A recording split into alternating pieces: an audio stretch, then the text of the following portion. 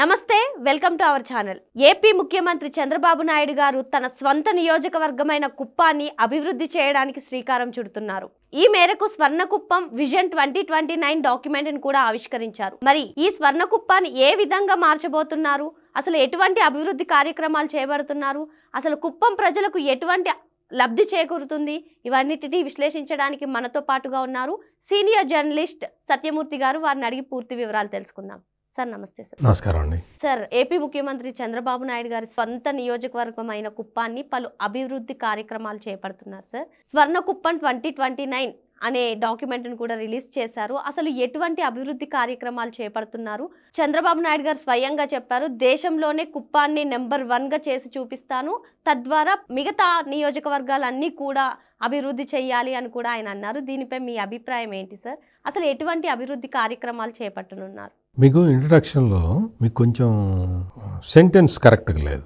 ఎట్లా అంటే కుప్పంని ఇప్పుడు అభివృద్ధి చేయటం కాదు, కుప్పం ఆల్రెడీ డెవలప్ అయింది. చంద్రబాబు నాయుడు మొట్టమొదటిసారి కుప్పం నియోజకవర్గం నుంచి పోటీ చేయటానికి నిర్ణయించుకున్న నాటి పరిస్థితులతో ఈనాటి కుప్పం పోలిస్తే చాలా అభివృద్ధి చెందినట్టు, చాలా అడ్వాన్స్ వచ్చింది.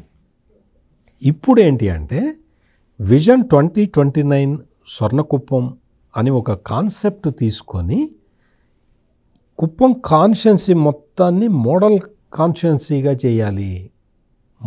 ఒక ఆంధ్రప్రదేశ్లో కాదు, దేశం మొత్తంలో కల్లా ఒక మోడల్ అసెంబ్లీ సెగ్మెంట్ లాగా చేద్దామని ఒక సంకల్పంతో ఆయన ముందరికి వెళ్తున్నాడు. చంద్రబాబు నాయుడు మొట్టమొదటిసారి కుప్పం ఎమ్మెల్యేగా అయినప్పటి పరిస్థితులు ఏంటి అంటే, కుప్పం అనేది అత్యంత వెనుకబడిన ప్రాంతం. అసలు అక్కడ ఇరిగేషన్ సోర్సులు లేవు, మనుషులు బతకటానికి అనువైన పరిస్థితులు లేవు, రోడ్లు లేవు, డ్రైనేజ్ లేదు. అసలు జనం ఎట్లా బతుకుతున్నారో అర్థం కాని పరిస్థితుల్లో కుప్పం నియోజకవర్గం ఉండేది. ఈయన అక్కడ మొట్టమొదటిసారి చూసిన తర్వాత ఒక వెనకబడిన నియోజకవర్గాన్ని అక్కడి నుంచి పోటీ చేసి దాన్ని మార్చాలి అని ఎప్పుడో అసలు మొట్టమొదటిసారి పోటీ చేసిన రోజునే పోటీ చేయాలని నిర్ణయించుకున్నప్పుడే ఆయన ఆ నిర్ణయం తీసుకొని, ఆ సంకల్పం తీసుకొని రంగంలో దిగాడు. అక్కడ ఎట్లా చేయాలి, ఎట్లా తీసుకెళ్ళాలి, ఎట్లా మొదలు పెట్టాలి అనే దాని దగ్గర చాలామంది ఆగిపోతారు. కానీ చంద్రబాబు నాయుడు కార్యశూరుడు, ఆయన ఆగల. ఇరిగేషన్కి వాటర్ లేదు, వాటర్ సోర్స్ లేదు, ఎక్కడి నుంచి రావు, ఓన్లీ వర్షాధారం మీదే ఆధారపడాలి. అందుకని ఏం చేశాడు అంటే రైతులకి ముందర ఆదాయం కల్పించాలి. ఈ ఆదాయం వైపు వాళ్ళని చూపించకపోతే, ఆదాయం వైపు వాళ్ళని మళ్లించకపోతే వాళ్ళు ఫర్దర్గా డెవలప్ కావటం కష్టం అవుతుంది. అందుకని ఆయన ఏం చేశాడంటే అక్కడ పాడి పరిశ్రమని ఇక్కడ పెంచుదాము అని ఒక ప్లాన్ వేసుకొని మీరు ఇట్లా చేయాలని చెబితే వాళ్ళకి అది అర్థం కాలేదు. వాళ్ళకి అది అర్థం కాక దానికి మేము ఇది మాకు అలవాటు లేదు, అది మేము చేయలేము, ఇది మేము చేయలేము అనే సాకులు చెప్పారు వాళ్ళు. చెబితే నాయకుడైన చంద్రబాబు నాయుడు ఏం చేశాడంటే ప్రయోగాత్మకంగా ఒక 5-10 ఫ్యామిలీలను సెలెక్ట్ చేసుకొని వాళ్ళతోటి ఈ పని చేయించాడు. వాళ్ళకి ఇన్కమ్ రావడం మొదలుపెట్టింది. వాళ్ళని చూసి 100 మంది వచ్చారు, వాళ్ళని చూసి గ్రామాలన్నీ వచ్చినాయి. ఇట్లా పాడి పరిశ్రమని అక్కడ అభివృద్ధి చేశాడు. పాడి పరిశ్రమ ఏంటి? రైతు పొలంలో పంట వేస్తాడు. వేసిన తర్వాత సకాలంలో వర్షం పడకపోతే పంట ఎండిపోతుంది, నష్టం వస్తుంది. లేదు ఏదన్నా అంటే కుప్పంలో కాదు కానీ మామూలు ఎక్కడన్నా వరదలు వస్తాయి, తుఫాన్లు వస్తాయి, పంట కొట్టుకుపోతుంది. మరి రైతుకి వేరే ఆదాయం ఎక్కడి నుంచి వస్తుంది? రైతుకు వేరే ఆదాయం లేదు. అందుకని వ్యవసాయ అనుబంధ రంగాలు అంటారు వీటిని. అంటే మెయిన్గా పాడి పరిశ్రమ. ఈ పాడి పరిశ్రమని ప్రోత్సహించాలి అన్న కాన్సెప్ట్ తీసుకొని ఆయన ఒక 10 అడుగులు ముందరికి వేశాడు. కుప్పం ప్రజలతోటి వేయించాడు ఆయన. ఆ తర్వాత ఏం చేశాడు? నెక్స్ట్ ఇంకా ఏంటి? వాటర్ సోర్స్ లేదు. సో అందుకని ఒక్క బోరు వేసి ఆ బోరు ద్వారా ఎక్కువ పంట పండించాలి. ఎక్కువ పంట పండించాలి. అది కూడా ఏంటి, మామూలు సాధారణ పంటలు పండించలేరు. ఎందుకంటే ఇప్పుడు వరి వేయాలి, విపరీతంగా వాటర్ కావాలి. లేదు ఇంకా ఏ పంట వేసినా కానీ విపరీతంగా ఎక్కువ వాటర్ కావాలి. అందుకని చంద్రబాబు నాయుడు ఆలోచించింది ఏంటి అంటే తక్కువ వాటర్ తోటి పంట పండించాలి. ఈ పంట పండించటానికి ఎక్కడ దేశం ప్రపంచం మొత్తంలో ఎక్కడ ఎటువంటి టెక్నాలజీ ఉందని చూస్తే ఇజ్రాయెల్ టెక్నాలజీని తీసుకొచ్చాడు. ఇజ్రాయెల్ టెక్నాలజీ అంటే డ్రిప్ ఇరిగేషన్. అంటే ఒక్క బోరుతోటి కొన్ని కొన్ని కొన్ని పదుల సంఖ్యలో ఎకరాలు పండించవచ్చు, హార్టికల్చర్ క్రాప్స్ వేయచ్చు అని తీసుకొచ్చి డ్రిప్ ఇరిగేషను, స్ప్రింక్లర్ ఇరిగేషను ఇటువంటివన్నీ తీసుకొచ్చాడు. అక్కడికి తీసుకొచ్చి ఇజ్రాయెల్ టెక్నాలజీ తోటి క్రాప్స్ పండించడం మొదలుపెట్టారు. ఆ క్రాప్స్ కూడా ఏంటి, మామూలు ఆహార పదార్థాలు కాదు. ఆ బెంగళూరు మిర్చి అంటారు, అవి బేబీ కార్న్, ఇటువంటివి పండించి ఎక్స్పోర్ట్ చేయటం మొదలుపెట్టాడు. దాంతో ఏమైంది అంటే ఒక ముందర ఫస్ట్ రైతులు భూమి ఇవ్వటానికి ముందరకి రాలేదు. ఆయన కాన్సెప్ట్ ఇజ్రాయెల్ టెక్నాలజీని పెట్టినప్పుడు ఏంటి అంటే ఒక్కొక్క ఎకరం ఒక్కొక్క రైతు అట్లా చేస్తే దానికి ప్రాఫిట్ రాదు. అందుకని ఒక 10 మంది రైతులు ఒక 30 ఎకరాల్లో 40 ఎకరాల్లో వాళ్ళకున్న భూమి మొత్తాన్ని కలిపి, అంటే యంత్రాల ద్వారా చేస్తారు కదా, మామూలుగా చేసేది కాదు. అందుకని పెద్ద ల్యాండ్ కావాలి, పెద్ద బిట్ ఉంటే తప్ప అది చేయలేరు యంత్రాల ద్వారా. సో అందుకని రైతుల్ని కన్విన్స్ చేసి నీకు ఇప్పుడు ఎకరానికి సంవత్సరానికి ఎంత వస్తున్నది, అంతకి డబ్బులు ఇస్తా, నీ పొలంలో నువ్వే పని చేసుకో. నేను ఎంత యాంత్రీకరణ చేసినా కానీ మనుషులు అవసరం అవుతారు కదా, పని చేసే మనుషులు అవసరం, అందుకని నీ పొలంలో నువ్వు చేసుకో, నీకు నేను టెక్నాలజీ అందిస్తానని చెప్పి వాళ్ళని కన్విన్స్ చేసి ఇజ్రాయెల్ టెక్నాలజీ తోటి క్రాప్స్ పండించడం మొదలుపెట్టి అక్కడి నుంచి ఎక్స్పోర్ట్ చేయటం మొదలు పెడితే ముందర ఒక 100 మంది రైతులు, తర్వాత 500 మంది రైతులు, తర్వాత మొత్తం ఒక 50,000 మంది రైతులు అందరూ ముందరకు వచ్చేసి మేము చేసుకుంటాం అని వచ్చారు. ఆ విధంగా కుప్పం నియోజకవర్గంలో రైతుల్ని సన్నద్ధం చేశాడు. ఇప్పుడు స్వర్ణకుప్పం కాన్సెప్ట్ ఏంటి అంటే అట్లా వచ్చిన మొత్తం టెక్నాలజీని, అట్లా వచ్చిన రైతుల్ని వాళ్ళందరినీ నెక్స్ట్ లెవెల్కి తీసుకెళ్ళాలి. ఇప్పుడు నేనేం చెప్పాను, ఫస్ట్ పాడి పరిశ్రమ, వ్యవసాయ అనుబంధ రంగాన్ని మెల్లిగా పెంచడం మొదలుపెట్టారు. తర్వాత ఇజ్రాయెల్ టెక్నాలజీ తీసుకొచ్చి అగ్రికల్చర్లో విప్లవం తీసుకొచ్చారు, హార్టికల్చర్లో. ఇప్పుడు నెక్స్ట్ లెవెల్కి వెళ్ళాలి.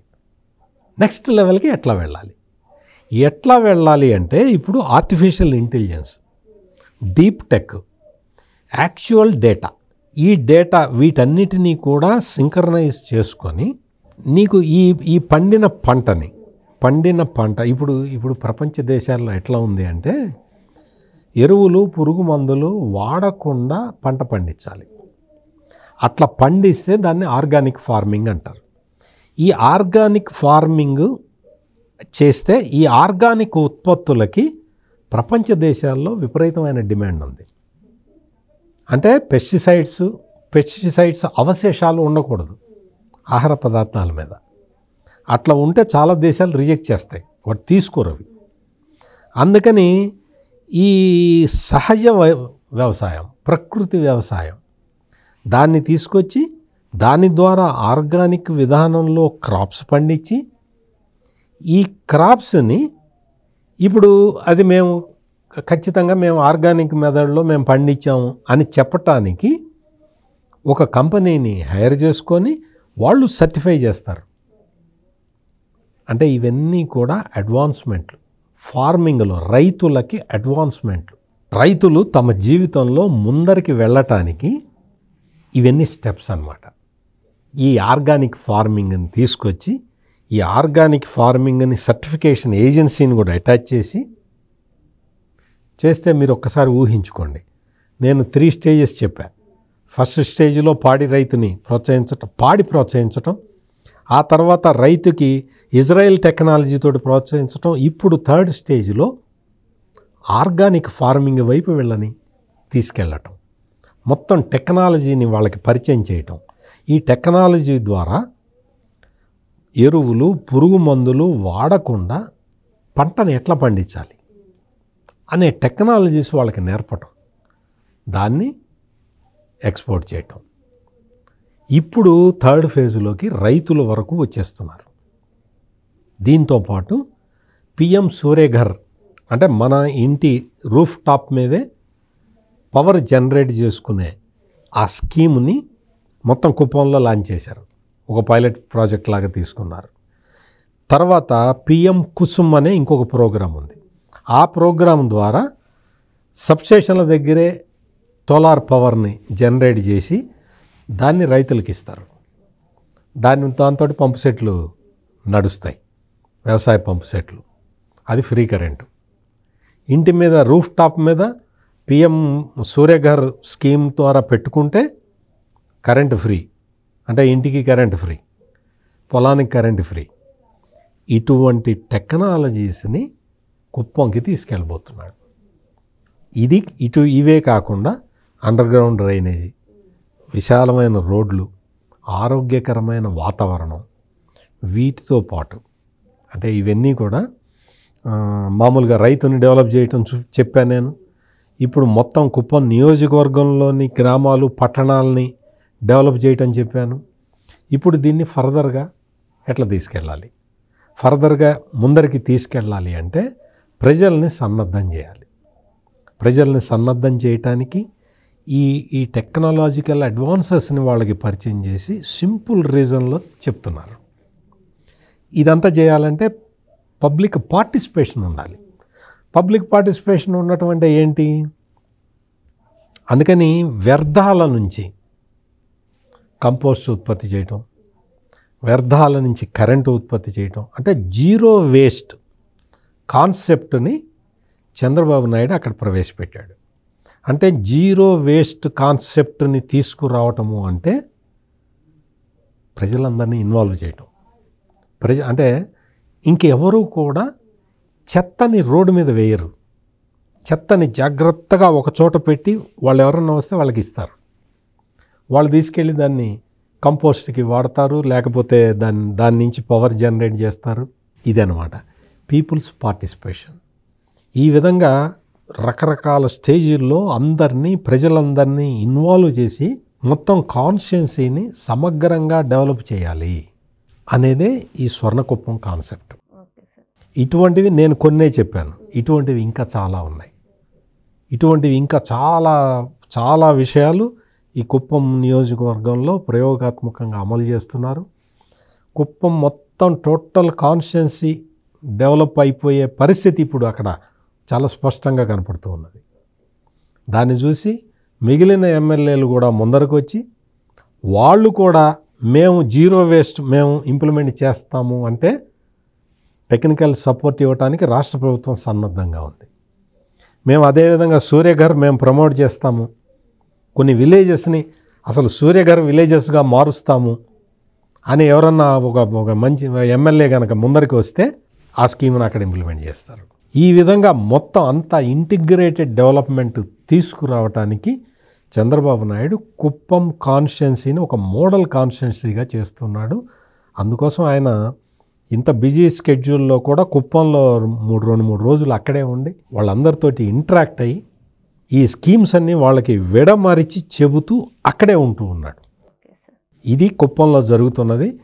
కుప్పం ఆదర్శ నియోజకవర్గంగా అంటే దేశం మొత్తంలో ఉన్న అసెంబ్లీ నియోజకవర్గాలకి కుప్పం ఆదర్శ నియోజకవర్గంగా మారాలి అనేది ఆయన సంకల్పం.